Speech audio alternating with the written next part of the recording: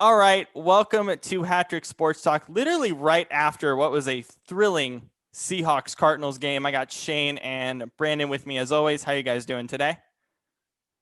Doing all right. Could be better. Yeah. This was a thrilling NFL Sunday. This was one of the best NFL Sundays probably I've ever seen. This was so much fun. We have a lot to get to, but let's start with the Seahawks Cardinals game, and I'm going to go first because I have a few points I want to make. First off, this doesn't change my opinion on Seattle at all. They're still a Super Bowl contender. There's no question about it. This game doesn't deter how I feel about Seattle. When it comes to that defense, Cardinals defense is awful. Seahawks defense is awful, but the Seahawks defense is awful because no Jamal Adams, ultimately. We talked about this week one, how Jamal Adams makes that defense a million times better. I'll say they're awful until Jamal Adams comes back. And then when he comes back, I think we'll have a much better discussion and an overall view of what that defense is.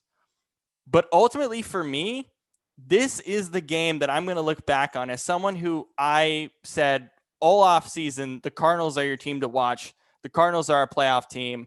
And it's been a roller coaster for people like myself who've had that opinion. This game vindicates it for me. Defensively, they are garbage. I am not denying that. They are garbage. But offensively, finally, Cliff Kingsbury, Kyler Murray in this offense has got something going. And I feel like it's going to continue. Christian Kirk is finally playing to a high level. Finally, Chase Edmonds gets the full-time starting job. DeAndre Hopkins is awesome. This offense can function at a high level. And I feel like this is the game where that continues moving forward. Defensively, they hold themselves back, but I call them nothing more than a playoff team at this point. Brandon, you go first on that. I'm gonna continue. I'm gonna say the same thing I said on Friday. They don't. I don't see what people are like saying about like this team. Yes, Kyler Murray is very good, right? Like, we all know he's a good quarterback. We all know he's going to be a good quarterback in the future, but he has one weapon. Weapon. No, that's the difference. That's the difference. Robert, he has one weapon. That's the difference. He has more. Christian Kirk is a real deal. Christian Kirk is real. Fitzgerald's still good too. Yes, let's not forget about him. I'm with Robert in this one. Sorry, Brittany. They're not a consistent team, though. Okay, fine, but offensively, Robert, I agree with you, but here's my point. My point is that this is the game that starts that consistency. I don't think so. I think this is the game that starts that. Robert, you can't really. I don't think you can really say much about an offense going up against the Seahawks defense right now. As much as I defend the Seahawks defense, they literally have given up 400 yards passing to every team they've played. Fine, but that's a fair point. But if you look at the expectations going into this game for this Cardinals defense was for them to play like they did tonight, and they did it. Defense? Well, I'm talking about the Cardinals. I'm assuming this offense. This Cardinals offense had an expectation to play at this level, and they finally met it. And they should have met it a few weeks ago. They didn't.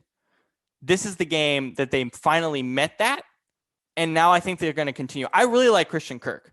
I think he's finally coming to his own as a receiver. Larry Fitzgerald's been great. DeAndre Hopkins. And honestly, Chase Edmonds is the right back for this team for the next 5 weeks. This Cardinals offense, in my opinion, got bailed out a couple of times in certain situations. For example, they got bailed out at the end of the game by Benson Mayowa. Which, by the way, that is a flag because of the Seahawks back in 2013. When did the NFL become some pussy shit like that? That's 20. That's 20. They changed that rule in 2015. They changed that rule in 20. They changed that rule in 2015 to prevent the players from jumping over and blocking the kick. He didn't jump. He got pushed. He jumped over. No, he absolutely did. He did not. I watched that play. He did not jump. He did not. A jump is a And an actual 2 feet And- going and- up and over. And He even if he didn't, stumbled. and He even if he didn't, stumbled. and even if he stumbled, it's still leverage. That's why the Oh my criteria is God. leverage. But, He like, leveraged That's not over. unsportsmanlike, in my opinion. It ain't fucking unsportsmanlike No, conduct. it's not unsportsmanlike. It's If leverage.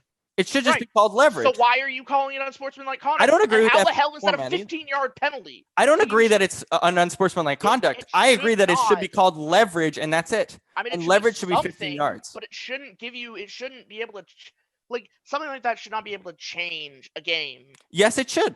No, That's it how should it not works. Give you, Robert. Yes, because of the Robert, Seahawks in 2013 when no. they jump over the line, No. that was a bad play. That was bad. So Robert, they that changed play was great. it. Yes, That but play they was a changed it for a game-changing reason. Play. And They guess changed what, it for a Robert? reason. Guess what, Robert? In that case, he didn't touch anyone. He's still leveraged. The call is leverage.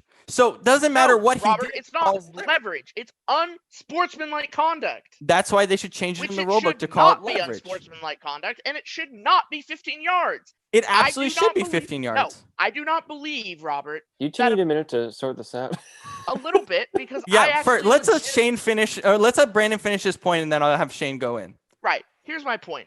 I do not believe that when you have a defense that stops a team to basically end the game at that point. I believe if the Seahawks get the ball back, they manage to do what they I need think to do. so. I agree. Game's over. I agree. One person's trip should not equal 15 yards. Maybe 5 yards, maybe 10 yards, but not 15. So let me, before I let Shane go, I wanna put out these 2 points just to clear everything up of why this rule exists. This rule exists because of 2013 with the Seattle Seahawks. I believe Earl Thomas jumping over the line. That was considered listen, that or Cam Chancellor. So Yeah. the reason for this rule was a safety issue. It was a safety issue according to the league. So they said, okay, we're going to call this unsportsmanlike, which is wrong. It should just be called leverage. So it eliminates people from jumping over and causing injury, which has happened to kickers on these types of plays. So it doesn't matter if he trips. That's why it's called leverage, not jumping over. It's called leverage. There's a reason for it. And again, you can't be upset about a rule that happened because of the Seattle Seahawks. Well, That's why the rule change I happened. can be upset about it because guess what? It was a rule that's in place for people who are trying to jump over. Was he trying to jump over the kicker? Was it the line? Was he anywhere close to trying to jump over the line? No and no. So But therefore, it's not a situation that it should be called. That's why it's called leverage, because even if he leans, if it's a trip, it doesn't matter. Even if he leans, that's why it's called leverage. Shane, I'll let you go ahead. I think it's some bullshit. That's what it is. What am I supposed to talk about? No, you said you wanted to jump in. Go ahead. What are your No, I thoughts on didn't. that? No, you said you wanted to jump in. Go. No, I said, should I give you guys a minute to sort this out? No, go ahead. Go. No, I don't. I didn't say that. Did I Okay. say that, Brennan? No. Either way, go ahead. Oh. What are your thoughts on this discussion here? What do you mean? Go. I don't know. Okay, I'll say a few things. First of all, screw Ken Norton. Get him out of the building. He sucks. I Second of all, disagree, but go ahead. well, I don't know. Even with, I just think it's because as I'm sitting there watching, I'm just trying to think. Okay, well, what where are they going wrong? Because they have, all their individual units look fine. They just don't, but they just give up yard after yard after yard and so many points and all this. And so I just feel like it's a coaching thing. I don't know. That's just me.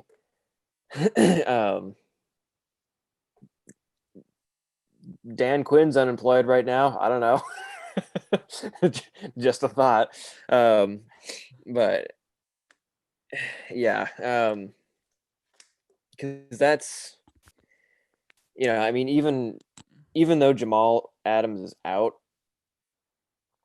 they shouldn't be doing this poorly week after week when you have guys like Bobby Wagner and KJ Wright and you know, Diggs, Dunbar, whatever.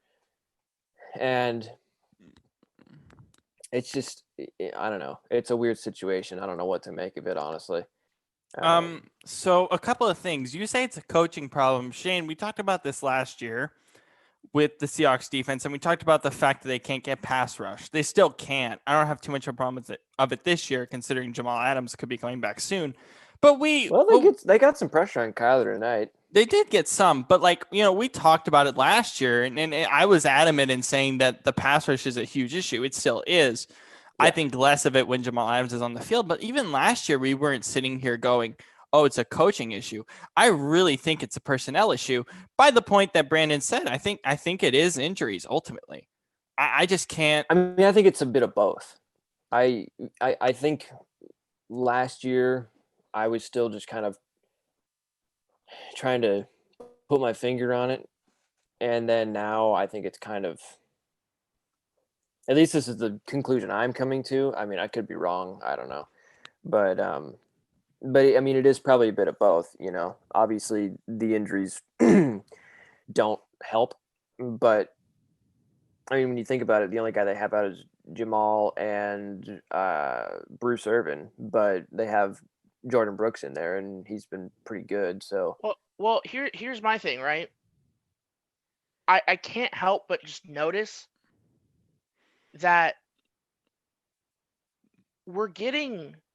what's happening is like teams are targeting the middle just a lot.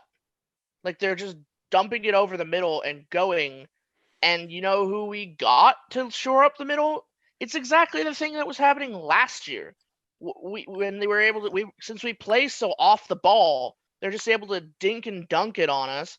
And when we brought in Jamal Adams and Bruce Irvin to shore that up, like you take those away and they're doing it again. I mean, I believe, honest to God, tonight if we'd had Jamal Adams, this game is not even a nail biter. It's over middle of the third quarter. Because the thing is, a lot of the passes that the Kyler Murray was forced to make were just kind of like what he could take. You know, he was like, oh, middle of the field. And like, you go back to that big 33-yard run that the Cardinals broke off to take it down to kick the field goal that ended up getting iced, and they iced themselves, whatever. It was more a play clock issue, but either way. Right. But I think if you have Jamal Adams there, he's going to stuff it. He's going to, like, anybody trying to go right up the middle, Jamal Adams will be like, no, I'm sorry, you're not going anywhere. So, at the end of the day, like, look, some people are going to be like, oh, you're just making excuses. But, like, here's the problem, right? The defense, they showed it again tonight. Like, the Cardinals were on the goal line, like, 3 times. And we stopped them. Mm-hmm. So it's not like the defense is terrible. As I said on Friday, they are good for what they are currently. Like a team, a group of there are a bunch of third stringers in there, you know, mm-hmm. like, and it's a problem. What I really want to know is, where the hell is Russell Wilson's head at? Did you have a problem with him tonight? Because he won the MVP tonight. 3 interceptions. He won the MVP for me tonight. All those interceptions were bad interceptions. No, they were bad, but he won the MVP for me tonight. Especially that last one. But here's the problem, Robert. He had a great game overall, but like, holy shit, if you don't throw those interceptions, we win the game. So Two of them were in the red zone, and one of them was what sealed the game. Right. So the first 2, yeah, they're inexcusable. The last one, with Isaiah Simmons, I have to give the Cardinals defense credit in overtime because they did what they should have done all game, but there's a reason they put it out in overtime. They just blitzed Russell Wilson like no tomorrow. Yeah. And this offensive line is horrendously bad. It just is. It's horrendous. I mean, especially with all the injuries. They just blitzed. And then when they didn't blitz, when we thought they were going to blitz, Isaiah Simmons picked them off. I personally, I mean, and again, I'm not a football coach, but if I was in that position, if I'm shoddy right there, you know what I'm doing? I'm like looking at it. I'm like, okay, we're in overtime. We got a minute something left. What's the worst that could happen? Run the ball once up the field, see if we can get some more yardage from the 50, maybe get to the 40 or something, and kick it. Because our kicker had been showing that he could probably make it.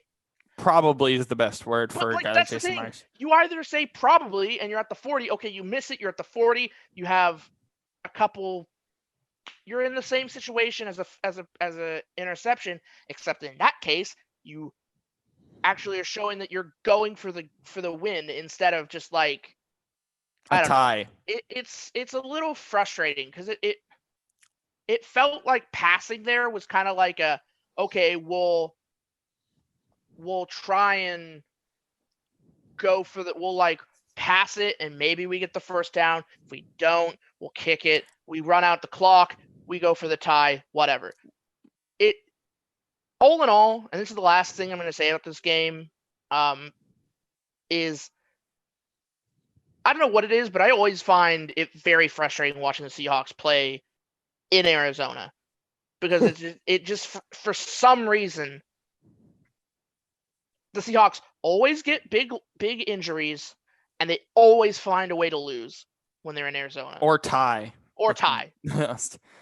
My first question I want to ask you, Brandon, is like Carlos Hyde played pretty good, but DJ Dallas was in for a pretty good chunk of the game as well. Do you think that was the reason why they passed the ball so much was because they didn't have Chris Carson in for most of that game? Do you think that was a major reason why Schottenheimer didn't decide to run in that spot? Yeah. Yeah, I do. But at the same time, you have to ask the question, like, I think it also had something to do with the fact that they decided to run the ball to kind of ice the game at the end of the game, on 3rd and something. I think it was like 6 or something like that. 3rd and 6, which in a way, I mean, okay, they don't get it, and they're at like 4th and 1. You kind of have to ask, like, would it have? I mean, in a way, I kind of would have wanted them to go for it. I mean, because it's like, even if you don't get it, you're gonna lose the game anyway, you know. Like, but I don't know. Ultimately, with the defense, I think this is something that we've been pretty consistent on. I'm not sure if I was as consistent on this on Friday, but I know Brandon and I really hit the nail on the head week 1. We were talking about that Falcons game, and we talked about how Jamal Adams really changes this defense. Ultimately, that is the biggest issue with the Seahawks defense right now and why it's bottom 20 in the league. Finally, I'll ask you both this question. Shane, I'll go to you. I said at the beginning, my opinion on the Seahawks hasn't changed at all after this game. Do you feel the same way? Yes or no? Yeah, I'm totally with you. I think they're still.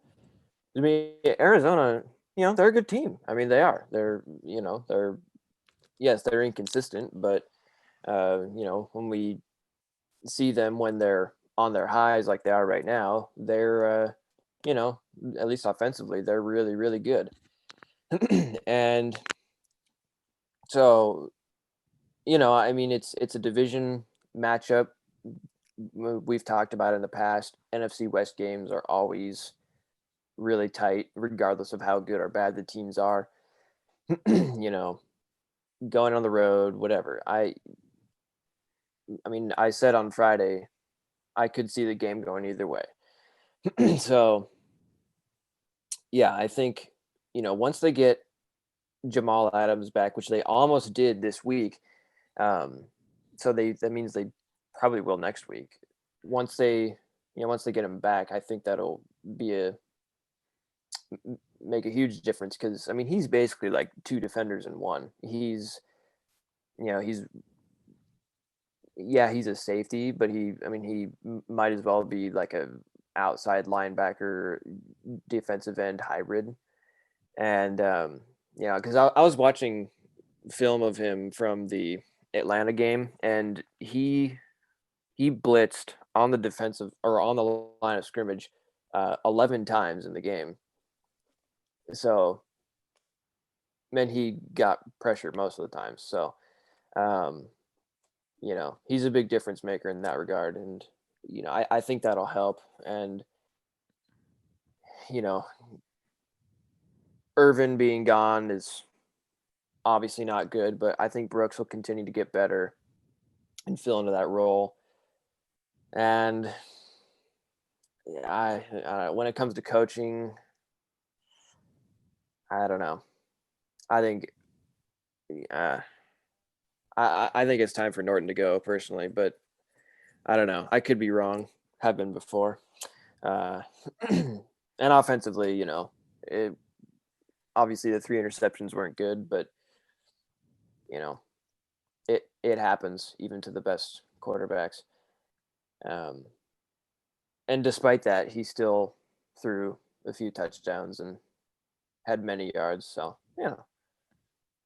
I'm not too worried in that regard. Mm-hmm. But Brandon, did your opinion on the Seahawks change at all tonight? No.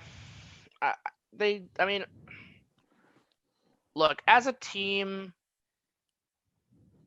they performed fairly well. I mean, they are who we thought they were. Like the defense, they're gonna struggle. They're gonna do what they gotta do. They're gonna win. They're gonna whatever. Offense, they're gonna go out there. They're gonna be pretty dominant. There. I mean, hell, they were for a good chunk of that game. They were cutting through Arizona like a hot knife and butter.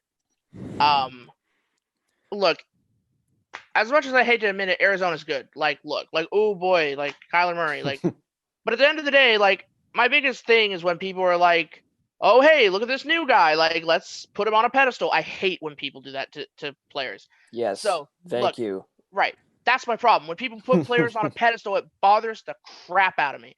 Kyler's definitely lived up to that pedestal, though. Right, exactly. He's definitely on a pedestal. Yes, he is. But he lived up to it, man. He's living up to it. Absolutely. Not really. Only he wins a playoff game. He's starting to. Exactly. He's starting Fair. to. Fair. That's fair. Take his team. I mean, look. I mean, he's good, but at the end he's of the very day, good. He's at the end of the day, the team, as I said, is still very inconsistent. Yeah. If they do this for the rest of the year, okay, cool, I'll admit it, but whatever. Here's my thing. The Seahawks are 5-1. At the end of the day, I still think the Seahawks will end the season with a very good record. And I think they will do what the Seahawks always do, which is they have a rough time figuring it out until halfway through the season, and then something clicks, and they become dominant. Looking at the NFC right now, I mean, Tampa Bay, Green Bay, who cares about the NFC East? New Orleans, who cares about Chicago? And then Seattle. Chicago. Okay, wait, but hang on. I look at Seattle and I go, are they not the best team in the NFC right now? I mean, if you're looking at the NFC in totality right now, the best team in the NFC, honestly. It probably is Seattle. Because I don't know. I look at every team in the NFC. Every team has flaws. That's the thing. There's not one team that's oh yeah, they really stand out. They're really they all have issues. But is Seattle at 5-1 I look at them as a number 1 seed team right now. I do. You know what I'll say? I'll say this: Seattle playing a game where they are mentally on it, and they're not making dumbass mistakes. That's that team, this current team, mentally on it. That's the best team in the league. This team tonight, they made some pretty dumb mistakes, mentally. Yeah. That's why they lost the game. Here's not Cardinals. Just to end my thing. Sorry. And that's the reason I say the Cardinals. That's the reason I wasn't I'm not about to be oh my God, the Cardinals. In my heart, Seahawks should have won that game. I agree. I think the Seahawks should have won that game to the Cardinals. I think the Seahawks should have won, but I understand why the Cardinals ended up finishing that. So my list of teams that are better than the Seahawks right now are the Chiefs, are Yeah, fair. hang on, the Chiefs, the Ravens, Maybe. and my final team is the next team that we're going to talk about, and that's the Pittsburgh Steelers. They're my 3 teams that are ahead of the Seahawks right now. If you look at the NFC and AFC in totality, let's talk about the Steelers. Shane, Big Ben. This time last year, when we were talking about Big Ben, we were like, we don't know if he's going to come back. He's playing absolutely phenomenally right now based on how we expected him to play. What do you like about the Steelers offense? We know how good the defense is, but what about this offense? Well, I mean, I think the biggest thing about their offense is that they just have weapons everywhere. I mean, you got Juju and Chase Claypool, and Dante Johnson, who played great today. right, because that's what I was going to say. Obviously Claypool looked really good the last couple of weeks, and then it was like, oh well, and then Johnson comes back and he just slays it. Which I'm not happy about. Yeah, for fantasy. Yeah, but that's well, let's see. What was I going to say? Oh, yeah. And then, on top of that, too, James Conner, fantastic rushing attack. Not to mention, they have a pretty solid O-line. So, yeah, this offense, when they're healthy, they're really good. And, the only reason I say that, when they're healthy is because last year they obviously had a lot of issues. And that was, I think, a big reason they didn't do super well. I mean, they were fine, but yeah, I mean, I had my concerns about Big Ben, just because of his age and just his. I think we can all agree, kind of his physical ability seemed like it was going down last few years. But he looks great. He really does. I was wrong. We all were on Big Ben, yeah. I think.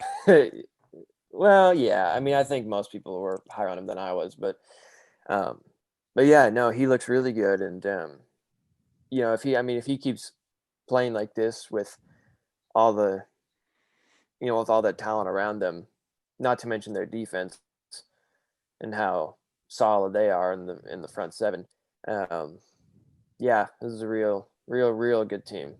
Mm-hmm. Brandon, I'll switch sides with you and go with the Titans. What did the Titans do well to come back in this game? The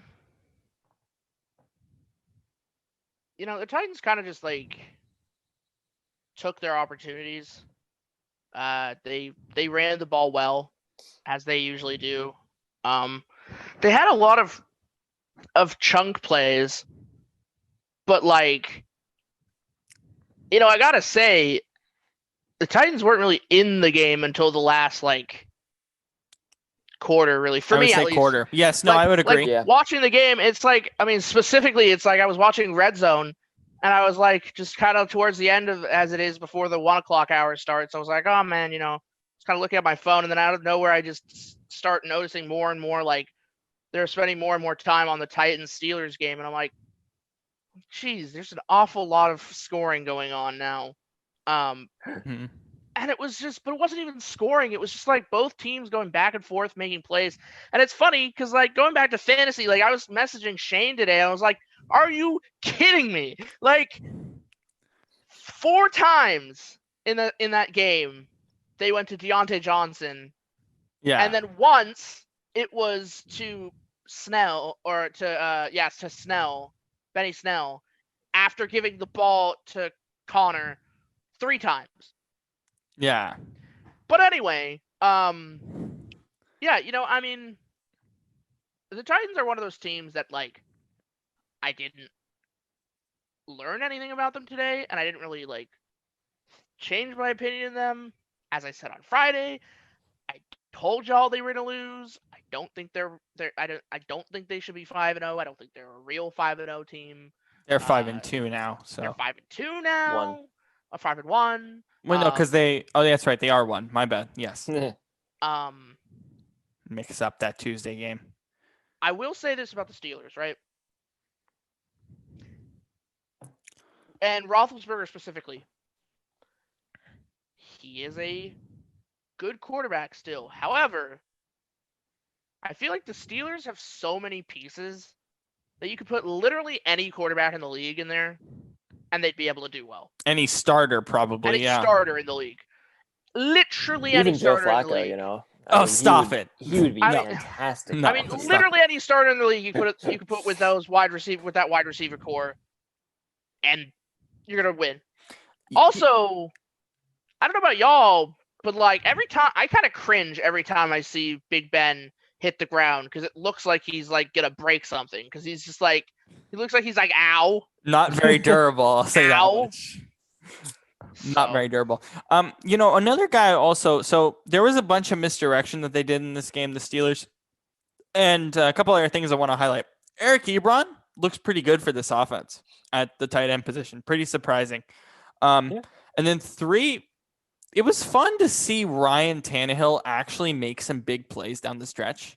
Like Derrick Henry didn't have the greatest of games. This to me felt like more of a Ryan Tannehill game where he's making plays to A.J. Brown. Corey Davis had a nice night. It's fun to see Ryan Tannehill I remember beginning, or what was it, midway through last year when we were talking about that transition from Mariota to Tannehill, and we were like, oh, this is just going to be like a game manager thing with Henry. It really isn't. They trust Ryan Tannehill more than I think we were expecting. And it's fun to watch because if Tannehill can continue to throw the ball like that and Derrick Henry actually having good games, it is a lethal offense. It really is. It's just there are some inconsistencies with, for example, guys like Corey Davis. A.J. Brown has already showed himself to be a number 1 receiver, but there are some inconsistencies around there. I remember last year when we were saying, or you were saying, Robert, oh, they might bench Mariota and put in Tannehill. And I remember I was like, what? I'm done. No, if they do that, I'm done watching football. And then they did it, and it worked. The rest is pretty well, history. actually, so. Yep. Let's talk about these other 2 AFC North teams. What a game between the Browns and the Bengals. Dude, Yeah. I was so sad Yeah. the Bengals didn't pull that out. dude, I like messaged Shane and I was like, dude, there's about to be like an upset here. And Shane's like, who? And I said the Bengals, and Shane just goes, lol. And like, Did I say that? yeah, Scott Hansen roasted the Browns on Red Zone. He's like, yes, and we just saw the Browns just unintentionally win the game, like with a throw to the end zone. And I think what he was talking about is the fact that it basically looked like Baker just kind of like threw it away to the end zone. He He's like, oh, basically that's did. a touchdown. He basically did. And like, I have Bengals fans I have friends who are Bengals fan. I message them like, so want to talk about it? And they're like, shut up. Just like, no. Just like, it was ours, man. So a couple of things. One of my favorite college players that I've seen over the last 5 years caught that touchdown pass. Donovan Peoples-Jones out of Michigan. Didn't really get a lot of run at Michigan, mostly because of the quarterback play that was at Michigan in his time in Jim Harbaugh's system. Excuse me. He's a really good wide receiver. It is impressive to see, and I wanted to kind of deep dive a little bit more on Stefanski's system, because I think it's actually an incredible offensive system. Because even without Odell, Donovan Peoples-Jones played incredibly well.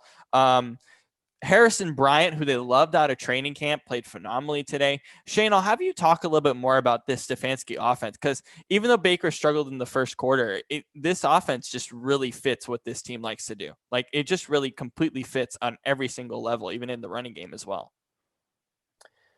Yeah, well, I think it's just, I think there's a couple of reasons for that. First of all, it's, he's the first kind of, adult that they've had in the building. So that's a big thing right there.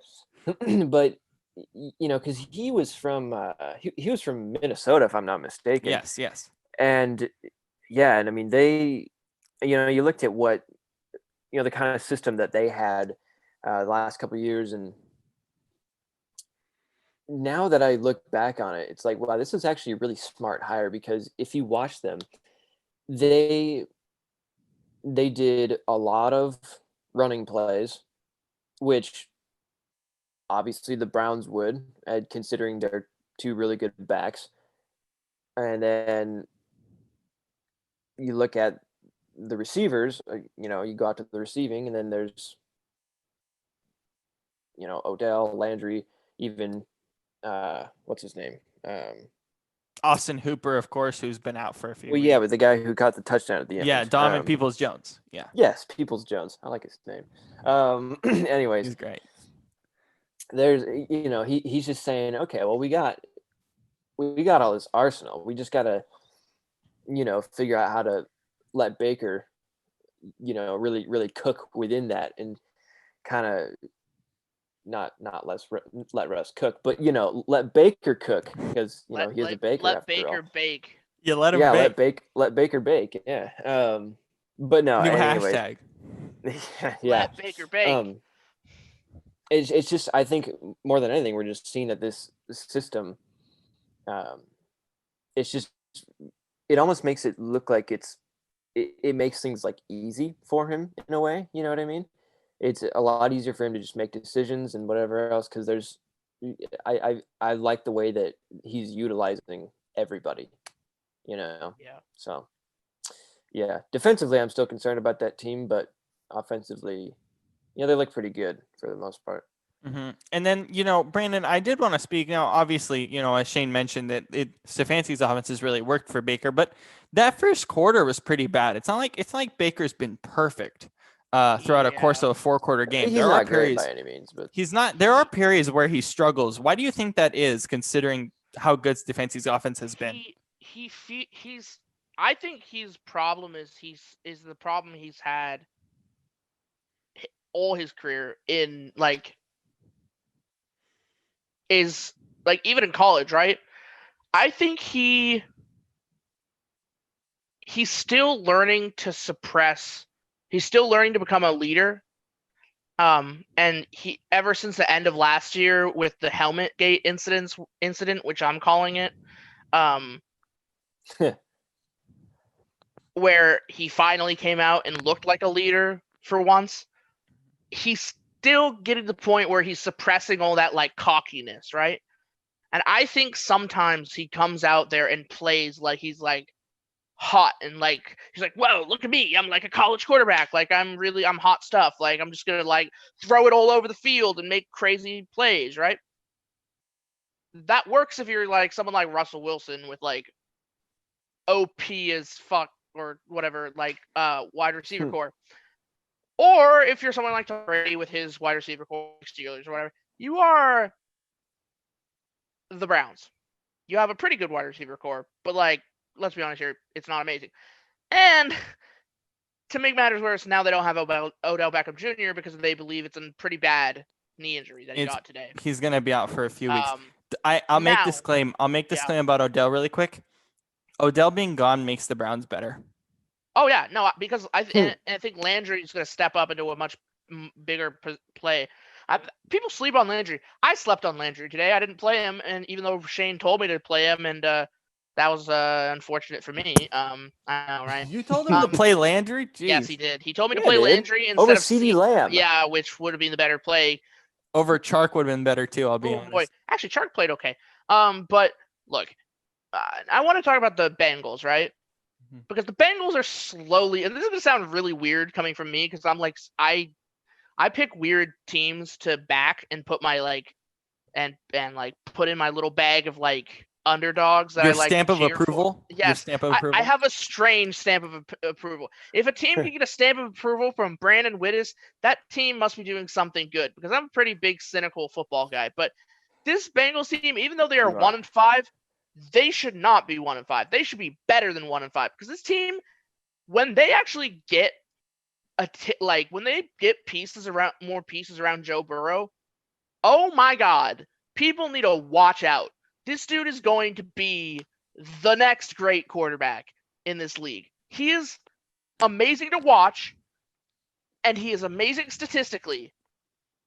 And I don't know what it is about him. Usually I hate quarterbacks who are usually I'm the biggest cynic for first round, for first pick overall quarterbacks, But I love Joe Burrow. I love this Bengals team. It's fun. They're fun to watch. They're fun, whatever. However, and I want to talk about this because I thought it was kind of funny because it happened literally minutes after the game ended. Carlos Dunlap. What did he do? Carlos Dunlap, moments after the game ends, put his apartment up for sale. Not that it matters. He put Not- his apartment up for sale in Cincinnati. That doesn't matter. Saying no. He's literally said that, and he was caught arguing with the defensive line coach at the end of the game. He wants out. He wants out of Cincinnati. How old is Carlos Dunlap? He's like upper 30s, right? He's like 32. Something like that. There's a reason why guys like AJ Green and Carlos Dunlap want out of Cincinnati. It's mostly because this team's getting younger and these older pieces are not necessarily needed. Like, it'd be better for Cincinnati to trade them to contending teams because these guys actually deserve to be on contending teams. Well, he tweeted 6,000 square feet city view with huge balcony, 4-bedroom, 4.5 bath in one of the best school districts for sale. Do your market analysis and make me offer. Serious inquiries only with proof of funds. Owners willing to sell furnished or unfurnished. This literally was tweeted minutes after the game ended. That is so, like, first off, I don't really like this whole, like, look at, like, apartments or houses stuff. I'm not a huge fan of all this stuff, but, like, again, I think the ultimate point with that is these older players want out of Cincinnati because the team is just getting younger. And that's what the best part of this offense is. Boyd, Higgins, I mean, and the running game needs to be better. Like, Giovanni Bernard had a good game statistically, but this running game with Joe Mixon is brutal. And it's mostly because that offensive line is brutal and that defense is brutal. But I think the ultimate thing with Cincinnati is the team is getting younger, and that's going to be better for their development long term. So that's kind of how I feel about Cincinnati. Also, you know, I want to talk about another quarterback before I do want to get to the Atlanta Falcons. But before we get to them, I want to talk about Drew Lock, because you know how I've always been someone who's like, I love Drew Lock and all this stuff. He tried too hard today. Snowy weather. And I was just really frustrated with how he played, because, like, I understand it. Like, I get it. You're playing the Chiefs. You have to be high scoring. But you can't push the envelope too far in the first quarter and try to make these big plays. Like, he tried to make aggressive plays in this game when really he should have been dinking and dunking and moving the ball down the field and wasting clock. And he just didn't do that from the first quarter. I thought he put too much pressure on himself to make big plays. And it was really frustrating to watch as someone who really enjoys how he's playing. I just don't really know what to make of Drew Lock right now. Shane, I'll go to you with that. Well, you know, I think it was, I mean, for starters, this is not an easy game to come back to after after an injury. You know, it's tough when you are going up against a Chiefs defense that is improving, but also just the mental stigma of knowing that you're facing, you know, Patrick Mahomes, who's, you know, a top 2 quarterback in the NFL. And so, you know, there's a psychological factor to it there for sure, but I don't know why, you know, why he looked quite so bad today, because I mean, he was last season, he was off to such a great start, and I really liked where he was going, and I know you did as well. But this year, even when he has been healthy, he hasn't looked the same. He definitely looks like he's having some kind of a sophomore slump. And yeah, I mean, I'm not sure what to make of it, honestly. I mean, you know, the personnel didn't change too much that It got better. It got better. Yeah. Oh, if yeah. anything. Actually, come to think of it, Like Tim Patrick's been nice for them. And they've had Cortland Sutton's been injured, but they still have guys who have stepped up at the receiving core specifically. Yeah. I don't know. I think, his confidence is probably just a little down right now. That's definitely part of it. I think give it some time and a few games and things will start to get better, I think. But this was concerning to say the least. I think for me, ultimately, it was like in practice next week, I hope that the Broncos offensive coaching staff just tells them, hey, go back to the basics and find the open guy. Because there were so many moments where there's a guy just right down the middle of the field or on a crossing route or whatever, and you hit him, you get the first down, and instead he just tried to go for the big play. And again, I think also going to the Chiefs defense specifically, and I'll let Brandon speak on this. The Chiefs defense, this is one of the fun parts about this defense, is that it just consistently improves every week. And that's kind of my biggest thing with that defense. What are your thoughts on that, Brandon? Yeah, I think the Chiefs defense, I mean, I don't know if it improves every week because I feel like there have been some weeks where like they just disappear. And like I'm not about to really criticize them this week because they were playing in the snow in Denver. 24-degree weather in the cold. Yeah. I mean, no one really played that well in the game except for the kick returner for Kansas City who got Byron Pringle, who got his first Byron Pringle kick return ever in the snow, just zooming around. That's kind of awesome, not gonna lie. It's pretty dope. This guy just like looked so nonchalant after, like he didn't even look like he was tired or anything. Like I would be so like blown up if I got a kick return in the snow in Denver, just like with thin air. I'd be like, I'm dying. But I guess that's why they're pro football players. Okay, speaking of which, did you guys notice that Tyler Lockett kept getting oxygen? Yeah. What was up with that? I don't know. He got 40 points in fantasy, maybe. I don't know. He killed it tonight. And he got like 12 the ball to him. Like the dude he usually gets like maybe 10, 15 touches a game. Dude got something like no, he got like 15. He got like a bunch of targets, but yeah. Yeah, I don't know.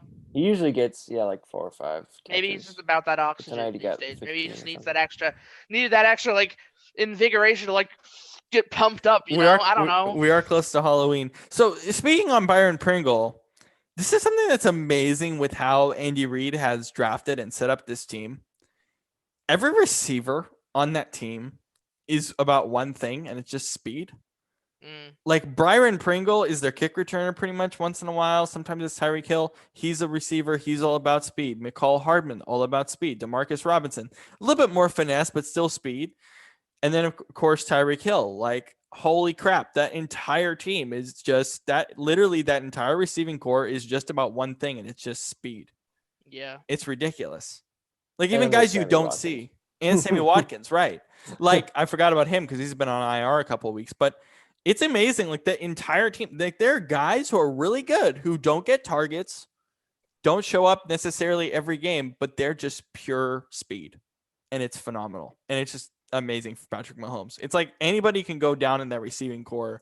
And there's another guy that can just step up because they're all the same prototype. It's crazy.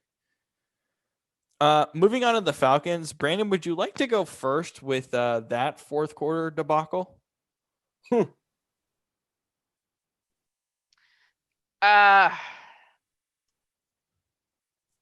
Man. Is it just a curse for you? Look, I gotta admit, I kind of find it entertaining. Like, I'm sorry, Falcons fans, if there's anybody who's a Falcons fan out there, like, listening to us, but, like, every time the Falcons are ahead going into the fourth quarter, I literally, in my mind, I have a little bit of a jingle that starts and it's like a game show that turns on. It's like, will the Falcons lose? With your host, Brannan Widdis. And so I'm like, Scott Hansen, basically. Yeah, exactly. Right? Or like your host, Scott Hansen. I'm like, honestly, I'm at the point dad. where I'm about to send like a message, like an email to Scott Hansen and be like, look, You need to come up with a segment when they're going into the fourth quarter with like the The Falcons. witching hour only Falcons edition. Yeah, just call it the losing hour or something. Just be like, will they blow the game? Look, like, I got beef with the Falcons today. Like, y'all had so many times when you went for it, when you could have kicked the ball, and it would have helped me. It would have helped you. Everyone would be happy. I wouldn't be sitting here on my couch throwing a hissy fit, being like, "What are you doing?" Why do you not kick it when you have arguably one of the top 3 kickers in the game? Young Hoku's been sick this year, by the way, and last year too. He's very good. Do what New Orleans has done, which is literally Will Lutz got like 11 points because literally they're like, okay, cool, we're within field goal range, kick it. Like, I think the Falcons could have won a couple more games if they were more willing to kick the ball instead of like just going for the touchdown. Is that partially because of their record though at this point? That they don't want to kick the field goal? Yeah, that they're just going for, like, this game specifically, I felt like they were going for it just because, we're 1-5, we have nothing to lose, let's just go for it. They even talked about it in the commentary. A little bit. I think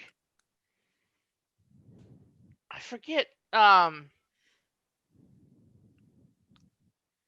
don't know. Like, they had the lead, and like that whole, like, you can't really, I don't know if I can really blame the Falcons at the end of the game for that whole thing, because like it was just just another debacle of an ending. Yeah. Shane, would you like to comment on Todd Gurley scoring that touchdown?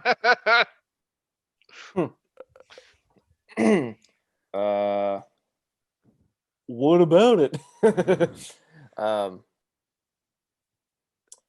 Well, I don't have much to say about that, but what I do have to say is I think about games like these, and then I think back to 2017.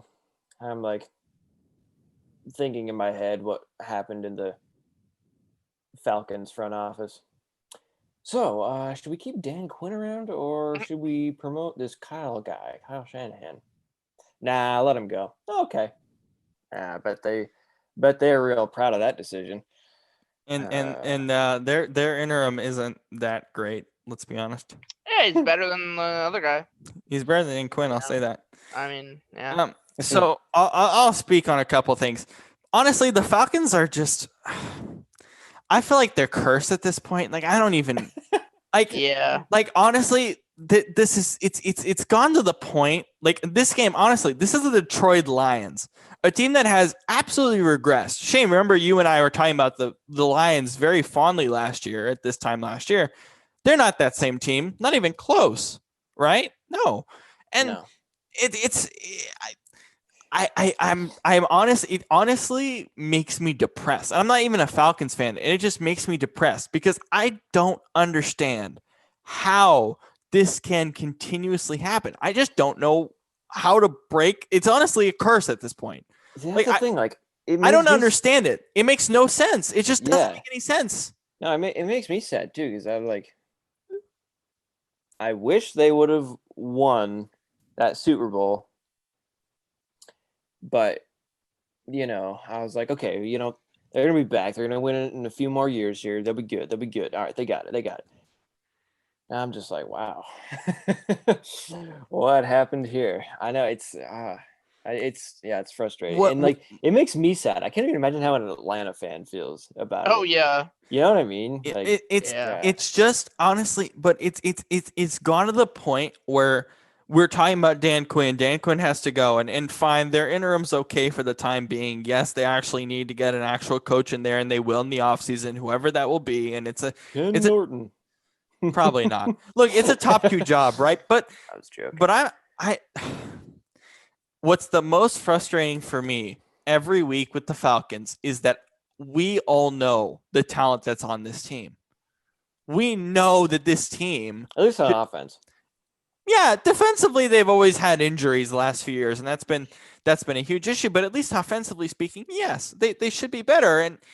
And for me, that's why I don't And they showed it last week. We came in here last week and we were like, okay, there it is, a new coaching staff. They're playing well, played at Minnesota great. I need to see that more consistently because I think they can do that more consistently. I think they can do what they did against the Vikings more consistently. And we don't need to see games like this. It's hard. It's hard for me to really figure out what's wrong because even with the coaching staff, like last week, look at what you did with the new coaching staff. What happened this week? And the Todd Gurley thing, I don't even know really what to make of the Todd Gurley thing. Like it was stupid ultimately, but he was kind of getting pushed in the end zone at the end of the day. So even though he was trying to not go in, I think he was kind of leaning towards it anyway. So I don't know if I put that much on Todd Gurley because ultimately anything could have happened on that Lions drive. And props to Matthew Stafford. He's the most underrated fourth quarter and overtime quarterback, final minutes, maybe in NFL history. If you look at what he's done I think he's the most statistically. underrated quarterback ever. Period. The end. Why do you feel that way before I finish my Falcons point? I mean, if you just, yes, he doesn't, yeah, he's on a bad team and no, he doesn't win much. But if you just look at, if you separate the win-loss column and just look at his stats and what he's able to do and has been able to do without much talent other than Megatron. And I mean, of course, there are, Galladay. Let's go Megatron and Galladay. Yeah, but I mean, you look at what he's done. I mean, you would think that he's had a lot more success in his career than he actually has.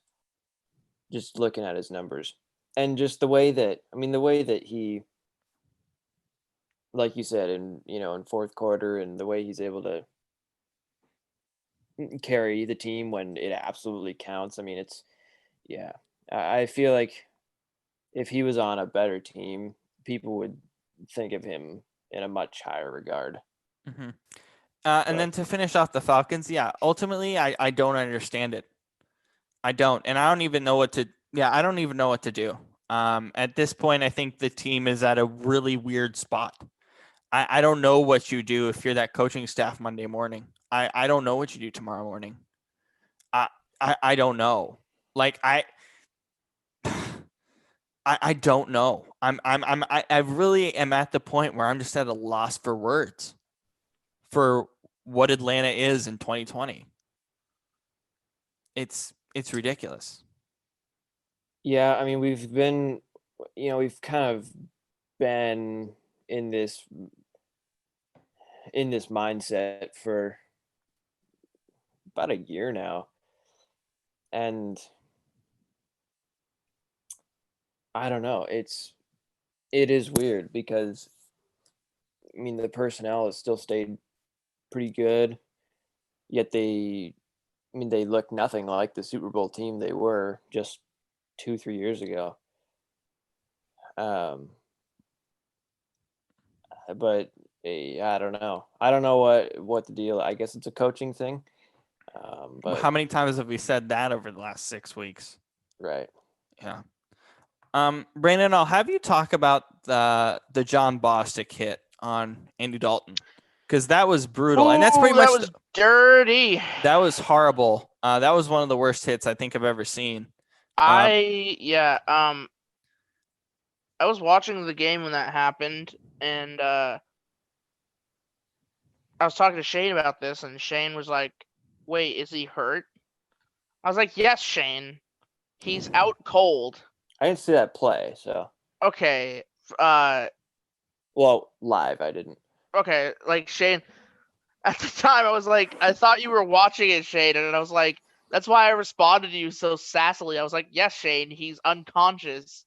Yeah, I was like, okay, sorry. I don't think I've seen a more like picture perfect reasoning for the defenseless, for like the rule being there. The defenseless the roughing the passer, the defenseless receiver penalty, the defenseless there. receiver, things like that. Because I told Shane, like, I was like, that right there is the definition of targeting. Yes. Because like he was sliding, and like right there, it's your job as a defender to be able to like pull up or jump over or whatever. But he like straight up went into it with his shoulder, and like I got kind of pissed off when I saw a clip of him of Bostic walking off the field mouthing what the being like, oh, why am I getting kicked out?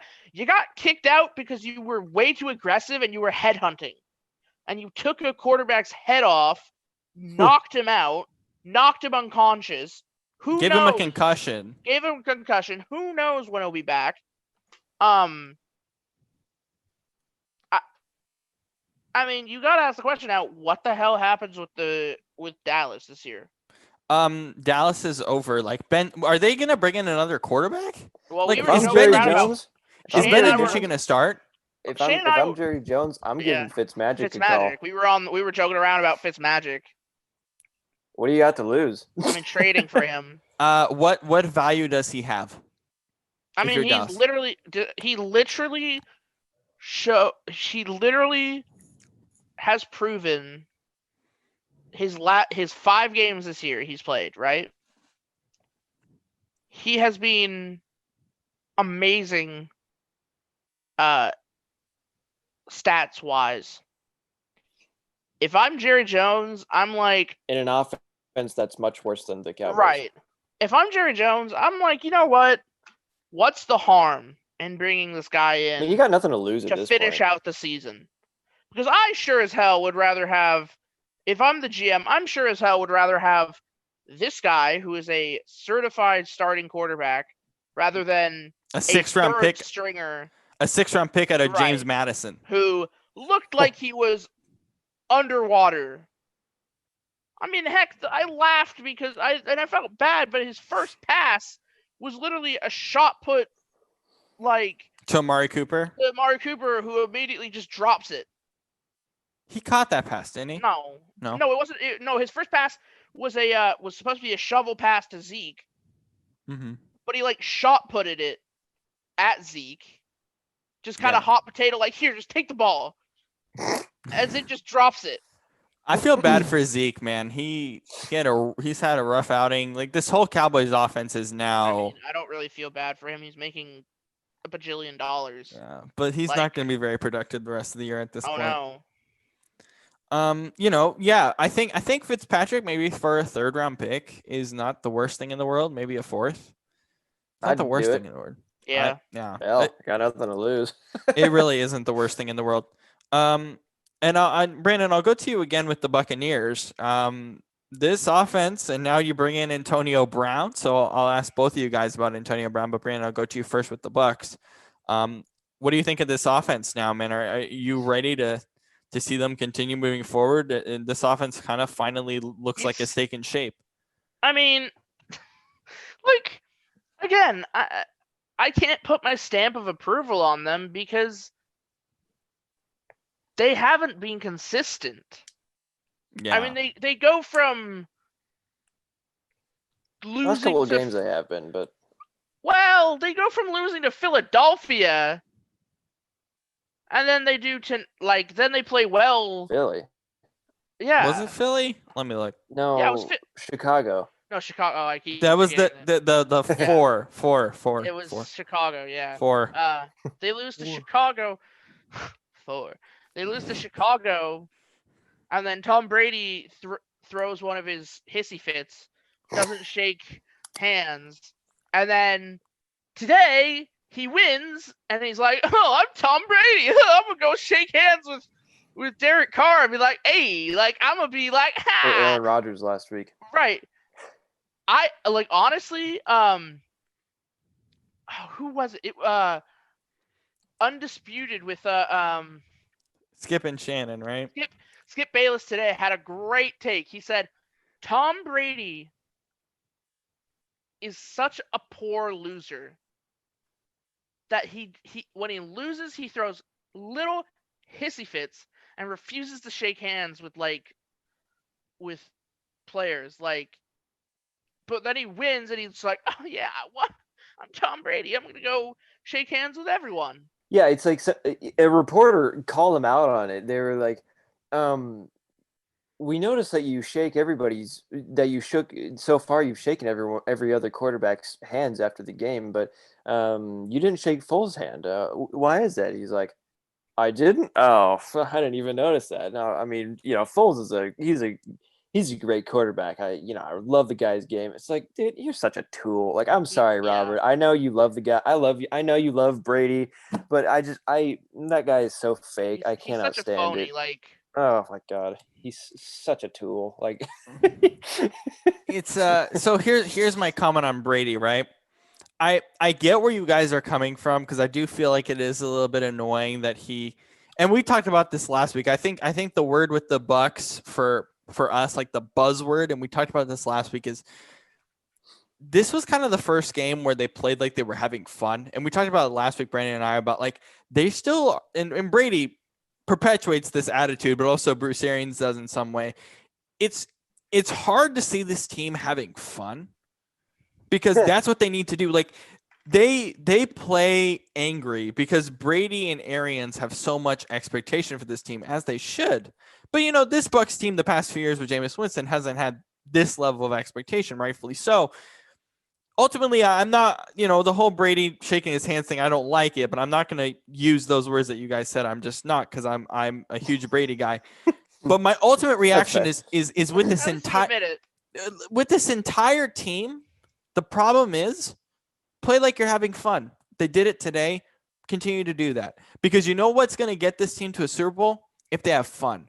I look at the Chiefs, right? Listen. I look at the Chiefs and I look how they play. Even when they have bad games, they look like they're having fun. This Bucks team is built kind of like the Chiefs in the ways of the receivers that they brought in, the tight ends. Gronk has finally played like himself. Yeah.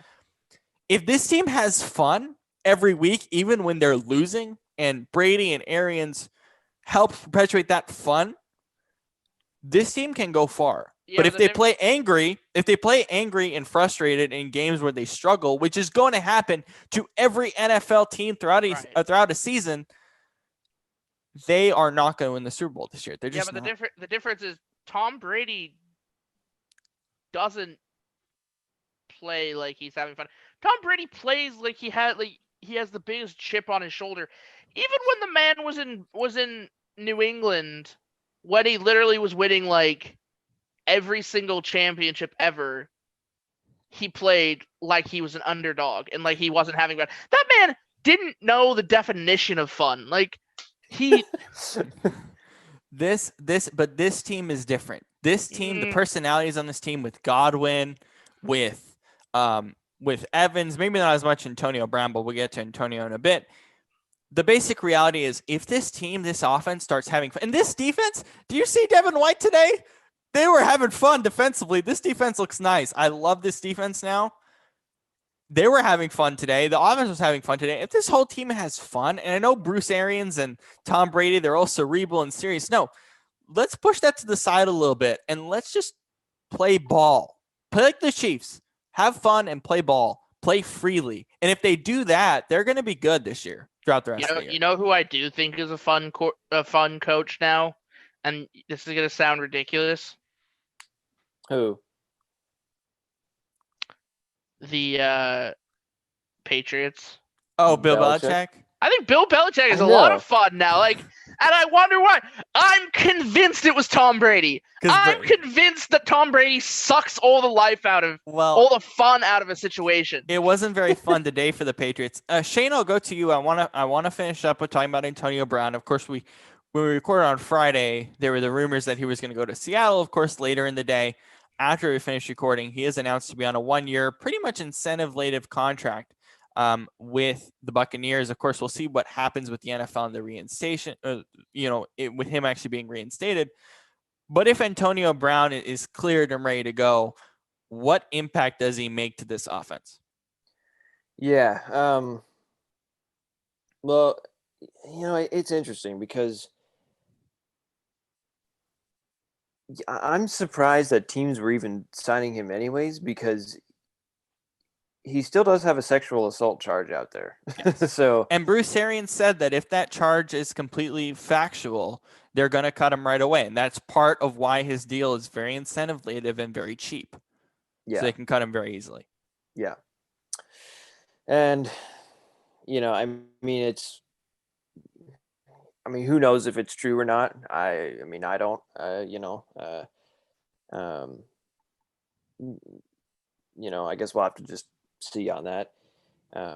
But, you know, even if it turns out to be not true and they can keep him, whatever, I feel like there's still just going to be so much noise around him and around just him being there. And I mean, you saw he only lasted one game in New England. Like, I don't know. I think that I just think he's kind of a problem, to be honest, just wherever he goes. But all that aside, as a player, I mean, he's just yet another deep threat, great route runner. He's interesting because when corners talk about him and what makes him so good, it's how he is able to he is able to not just do one route, but then do, two or three while the quarterback is trying to buy time. And that's like one thing that makes him really special. He's just able to get free because of that. But that, with Brady, I don't think that would happen very much because, as we all know, he likes to do very quick, short passes. And so, regardless, I mean, he's gonna, he's another great pair of hands. I mean, Evans and Godwin are already, a top 3 wide receiver duo in the NFL. So put AB in there. I mean, that's just throwing gas on the fire. I mean, geez, like, and then now, of course, you have Gronk as well, who's really starting to look like his old self again. And Cameron Brate's still there. Scotty Miller looked good today. Yeah, and their running game is doing really well too. So two-headed monster there as well. Yeah. Yep. So yeah, I think if they can continue like this, I think this is a really, really good offense. And I think there is some truth to what you were saying about them having fun. Because I think that's a big reason why Brady ended up there. Because it just seemed like he wasn't really enjoying himself in New England, and he just, he's got a couple more years left. He's like, I just want to have fun and just hang out, relax, play football. Play football, yeah. Instead of dealing with Belichick. I'm Bill Belichick. who before September of this year, a man who didn't know how to smile or laugh or anything. So, there's that. Before I go to Brandon on Antonio Brown, I don't think Bruce Arians really enjoys that AB's here. I just don't. He doesn't. No. And it's fair. It's fair because I'm not a big AB guy. I don't like him personally, but with all of his past stuff, that's saying I did pick him up in our fantasy league, but we'll see. Well, it's one thing to like him as a player, but not as a person. You know what I mean? Yes, and I think that's kind of where I'm at with AB things. For sure. But I don't think Bruce is very happy having him there. He said past comments of we don't want him here because of his time in Pittsburgh, and he was there in Pittsburgh and all that stuff. So I don't know if Bruce is really happy about this, but Brady is calling the shots with this team, as it always seems to be the case.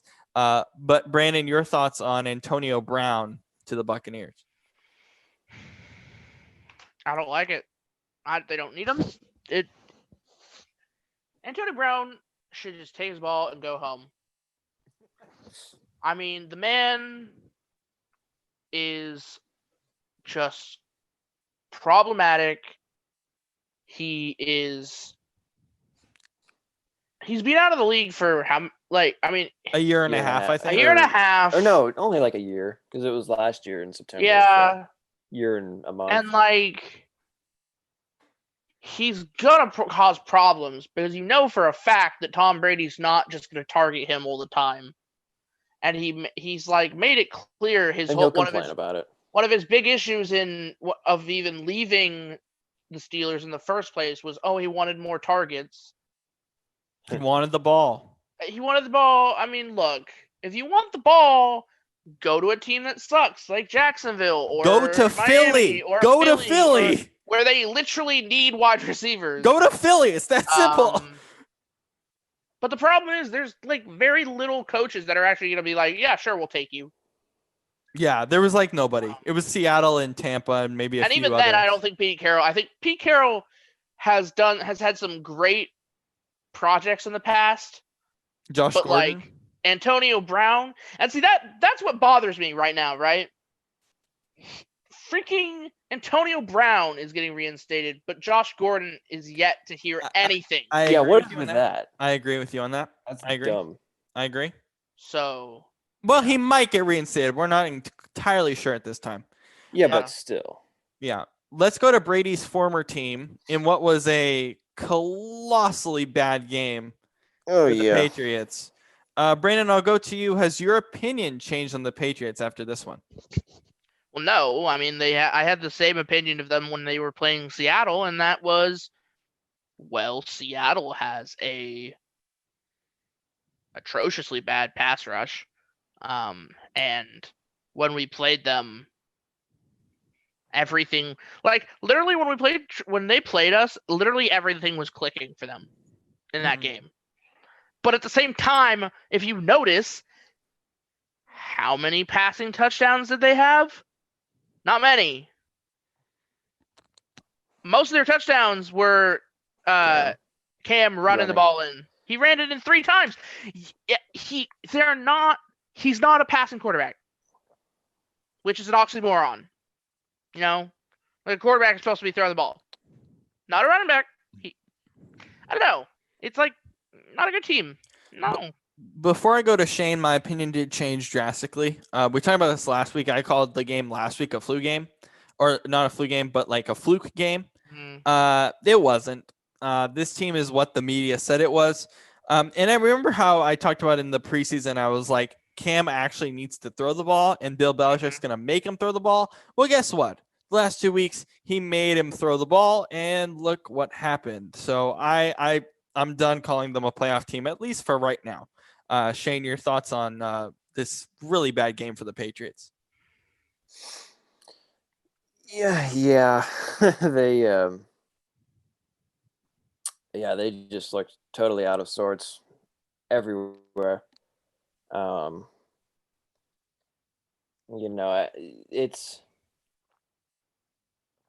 This is kind of what I thought the Patriots were gonna be before the season started.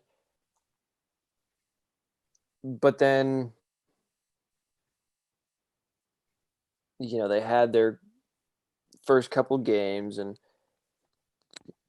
I was like, or even like the first 3 games, they started out 2-1, and even though they lost to Seattle, they still looked pretty good, all things considered. We were happy with the Patriots that night.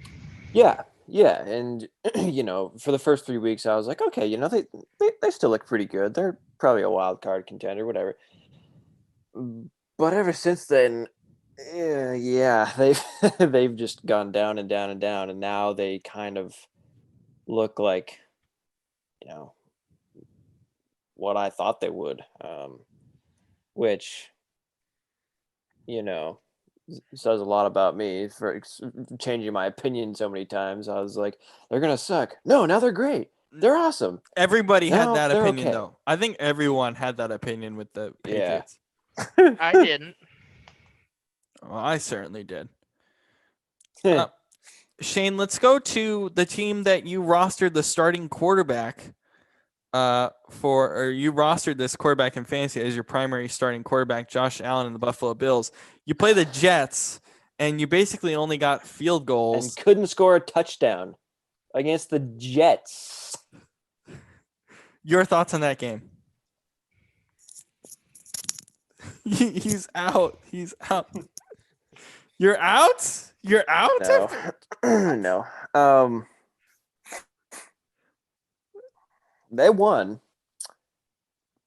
But barely. Yeah, I am concerned for the Bills. I really am. they got off to a pretty good start, at least offensively. And now their defense is okay, I guess. And It's okay. That's the bad part. It's okay. And offensively, they're also just kind of okay. Yeah. Allen he's just kind of all over the place. It's weird because he was so hot those first 4 games. He was MVP worthy those first 4 games. Yeah, he was like a top 3 MVP runner. But then now he's like throwing picks and not really getting to the end zone and only throwing for 200 yards. Today I think he got like 300, but no score. Which, I mean, the entire team did not score one single touchdown. How do you do that against the Jets? I mean, honestly, like, what? They don't even have Jamal Adams anymore. Like, what are you doing? I mean, oh my God. Well, I mean, like, I had the Bills defense today, and I'm like, they balled out. I mean, they balled out because they only gave them 10. Nah, that's not a ball out. I played Miami's defense against the Jets last week. They got you 24, I think. They balled out. I expect if a defense plays against the Jets, I expect at least 20 out of them. Like, the Jets.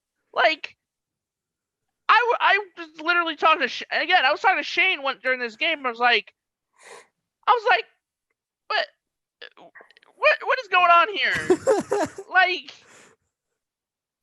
and then I literally said Josh Allen sucks, and Shane tried to pull the he's number 3 overall. I'm like, I mean, he technically is, but he playing like a number 3 overall quarterback. I know. Look, I don't know what's up with that team. I need a couple more weeks. Who's in free agency for quarterbacks?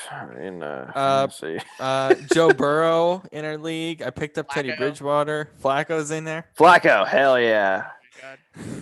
Gonna save my franchise, damn it. But Shane, I don't think you should bail on Josh Allen just yet. No, I'm not gonna bail on him. I just might pick up an extra guy for assurance, Yeah. I'm playing you next week, Shane, by the way, with no Kyler Murray. Don't remind me. I don't have Kyler, man. He's on a bye week. No, but I don't know what to make of the Bills. Give me a couple more weeks. I need a couple more weeks. I don't know what to make of them right now. I just don't. Here's a team I'm done with. I'm done. I'm selling my stock. All of it. I'm done. Houston, I'm done. Yeah. I'm out. Deshaun Watson is still running for his dang life. I'm out. I mean, but like, were we really expecting anything else? I wasn't expecting them to be 1-6. I had them winning the division. I mean, I'm done. I'm selling my stock. I'm done. All right, and I just claimed Joe Burrow. So, oh dang. Okay. Well. Yeah, Houston. I have an empty spot on my bench, so that's that. But Houston. I was expecting it to be like, middle of the road, bad. Like 7-9. But this, oh my gosh. Yeah, I don't know what the deal is there.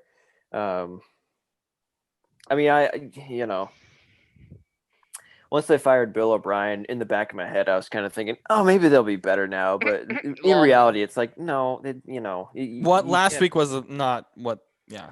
Right. But I mean, you can't, you can't turn a team around in the same season with an interim head coach, I mean, it's like, yeah.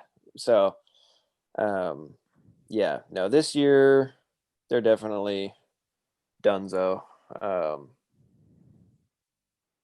But I don't know. I think they just need a complete rebuild.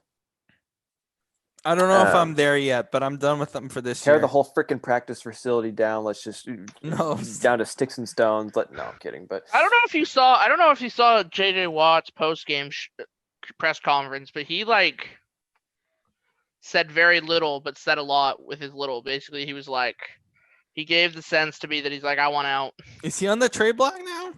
I Is he on the don't know. trade block Wouldn't now? be surprised. We wouldn't mind having you up in Yeah. the PNW. Yeah, we'll take you. It's fine if you don't. A couple first round picks. We have plenty of quarterbacks in our division who would love to see you demolish. A couple more games Yeah, here. no pressure, but A You know. couple more games here. Panthers Saints. I want to talk about the Panthers and Teddy Bridgewater. Teddy's been good against bad defenses. I get it, but considering everything he's been through in his career, Teddy Bree, man, not looking bad, man. Yeah, Carolina, not that bad of a team. Really not. And they got Atlanta on Thursday night. And you're an idiot for thinking they're going to be semi good this year. You thought they were going to be you thought kind of what they are. I thought they were going to be pretty I said good. they were going to be like they were- 8. Yeah. Yeah, I thought they Yeah. were going to be like 8-8, and you guys said I was high. So I changed it to I like did not 6 say and you 10 were or something. high. Or one of you. I think did. I think don't I Robert was not definitely happy. said you I were was not high. happy with that. know. I You was not definitely happy. weren't, Robert. Yeah, no. Robert's just a hater. Like so I me and gave in, Shane- and I was like, fine, Shane- I'll give him 6 Shane- and 10. Shane But I and should I- have kept with it. Yeah, Shane and I were on the same wavelength in terms of these things. Like. Yeah. We No, don't I even get have it. McCaffrey. Hey, Mike Davis has played well, not today, but most He weeks has. he's been good. He has. Yeah.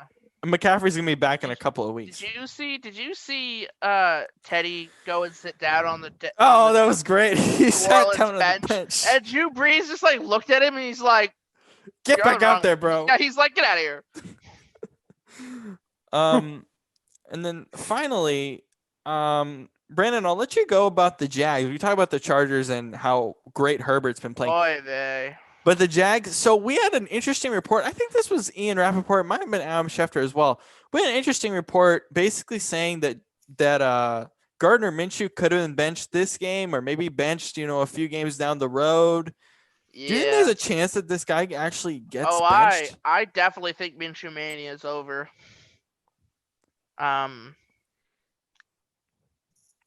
I mean, A single tear streams down your eye. yeah, I know. It was a good run, but he's just, I don't know. Like I can't quite tell if it's like he doesn't have enough pieces to work with, or if it's the team, or if it's him. But then again, at the same time, I don't know who they would put in instead of Minshew. Who is their backup? I think it's like It's not Josh Dobbs because he's Blake back in. Bortles? No. No, Might be. no, it's not. Yeah, who is their backup? Jake Luton. Oh boy, Jake Luton, really? That's their number 2? Mm-hmm. Oh yikes! Oh boy, Jake Luton hasn't played like virtually at all in his NFL career. I think he's been in the league for about 4 years now, if I'm not mistaken. Hey, Ryan Fitzpatrick. Hey, maybe. They should Yeah. call upon Tim Tebow. Yeah, I think Tebow's done. I think he's Just be like- doing some baseball. Just be like, hey, That'd be Tebow, funny. come do the Lord's work. Then they get some religion in there, Yeah. They can cleanse Jacksonville of all their sins. I had a crazy day in fantasy this week in both my leagues. Kind of wild. Oh yeah, really crazy day. Haha. Yeah, Pretty fantasy. Woo. You want Um, to talk about crazy? I bet you can. I bet I'm the only one here who can say that I had 2 players who had under 1 point in fantasy. Oh yeah, CD Lamb had 0.1, and then DJ Chark had 3. Oh no, yeah. So Chase Chark had 3. Claypool Chase had Claypool 0.8. 0.8. Lamb had 0.1, and Chark had 3.6. You know what your entire team is? A team you What? should have sold high on. No, Everybody should have. You that's should have not sold high. True. Like Ronald Jones, you basically- should have sold You're high. basically saying Chark, I you should. should've sold You're high. basically saying I should have just. I Gave disagree up with on those two. You basically said I should have just given up and said, "Oh fuck it, I'm gonna have a tear. Like I'm not gonna win this year." No, I said you should tear down and like get new guys in. I disagree. Like honestly, you know what's ironic? You were saying, "Oh, sell Brandon Cooks. He had 13 points." Still sell him. I Still sell him. have a plan. I keep telling you this. Like, sound like Dutch Vanderlyn from Red Dead 2. I have a plan. Like, it's not a. I mean, look, CeeDee Lamb with a good quarterback is not that bad. No, he's not. No. Chase Claypool, High still. he definitely is. I mean, Chase Claypool is like one of those players that I realize you pick up. He had his run. He had his nice 2 weeks where he dominated. He's kind of like, I'll keep him around on my bench in case Deontay Johnson decides to hurt himself again, which is very high. And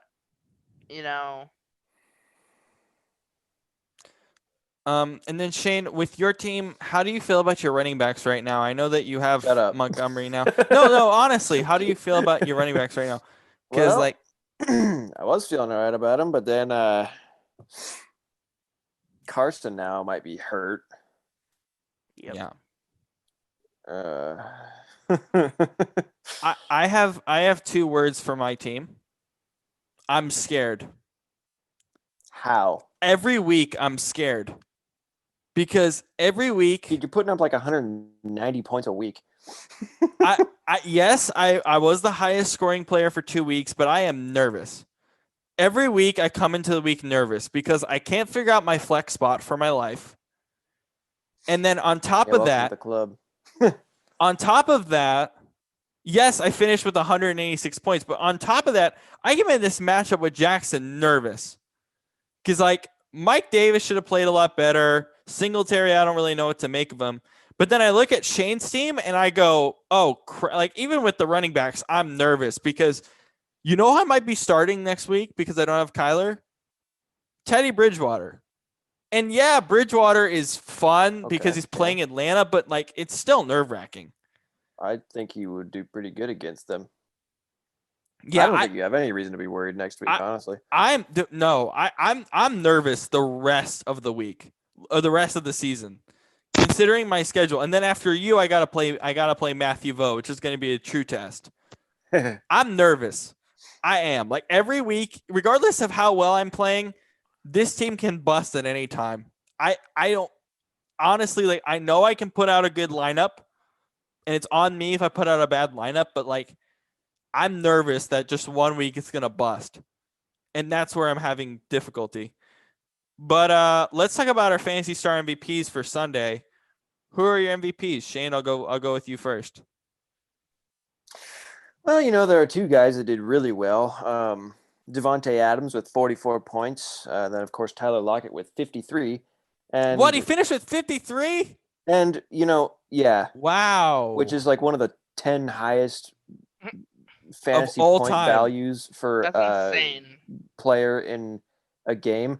And of course, both of those guys are on the opposing team for me this week. So you played David this week. As things happen in life.